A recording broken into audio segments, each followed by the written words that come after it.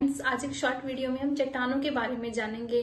चट्टानें क्या हैं, कौन कौन सी चट्टानें होती हैं और कौन सी चट्टान में कौन कौन से उनके उदाहरण होते हैं, वो उन सबको एक शॉर्ट वीडियो के माध्यम से जान लेंगे। तो हम सबसे पहले बात करते हैं कि चट्टान होती क्या है। तो चट्टान, सबसे पहले चट्टान के बारे में बात करते हैं कि चट्टान क्या होती है। तो हमारी जो पृथ्वी होती है, पृथ्वी के ऊपर और नीचे जो ये मजबूत भूभाग होता है, उसे हम क्या बोलते हैं, चट्टान बोलते हैं। आप पृथ्वी की सतह पर ऑक्सीजन की मात्रा जो होती है वो 46% होती है, सिलिका की जो मात्रा होती है वो 27% होती है और एल्युमिनियम की जो मात्रा होती है वो 8% होती है। अब हम बात करते हैं कि ये जो मैग्मा होता है, ये जब ज्वालामुखी फटती है तो ये ज्वालामुखी के रूप में, लावा के रूप में बाहर निकलता है। तो जब ये लावा के रूप में बाहर निकलता है, तो जब लावा ठंडा होता है, के संपर्क में आने से यहाँ बहुत तेजी से लावा ठंडा होता है। जब ये लावा ठंडा होता है तो कौन सी चट्टान बन जाती है, आग्नेय चट्टान, जिसे बोलते हैं इग्निशियस रॉक।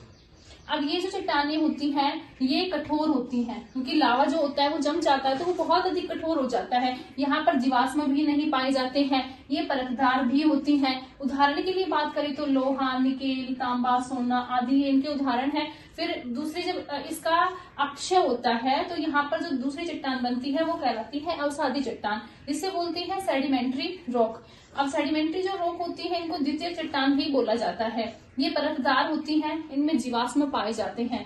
उदाहरण के लिए बलुआ पत्थर है, चूना पत्थर है, नमक है, लोयस। और ये जो लोयस है ना, चीन का टकलामकान जो मैदान है वो भी लोयस का मैदान ही है।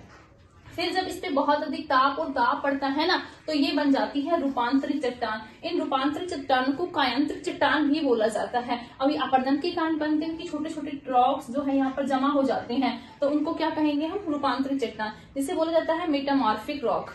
आप ये जो होती है मेटामॉर्फिक रॉक, ये इनके बहुत सारे उदाहरण होते हैं, जैसे ग्रेनाइट है, तो ग्रेनाइट से कौन सी बनती है, नीस बनती है। बेसाल्ट है, बेसाल्ट से सिल्ट बनती है। बिटुमिन से, बिटुमिन से ग्रेफाइट बनती है।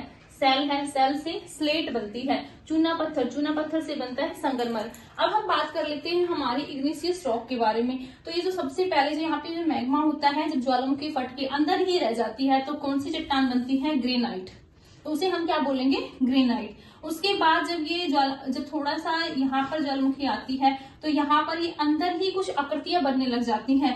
जब यहाँ पर ये छतरीनुमा आकृति बनती है तो उसे बोला जाता है लेकोलिथ, और जब यहाँ पर ये वाली आकृति बनती है तो बोला जाता है फेकोलिथ। और जब दरारों में फंस जाता है लावा, जब दरारों में लावा फंस जाता है तो कहलाता है डाइक। और जब ये लावा बाहर निकलता है तो उसे बोला जाता है बेसाल्ट। तो ये है हमारे आग्नेय जो चट्टान है उसके प्रकार। ग्रेनाइट भी होता है उसमें, और लेकोलिथ, फेकोलिथ, डाइक, और जब बाहर निकल जाता है लावा तो उसे बोलते हैं बेसाल्ट। और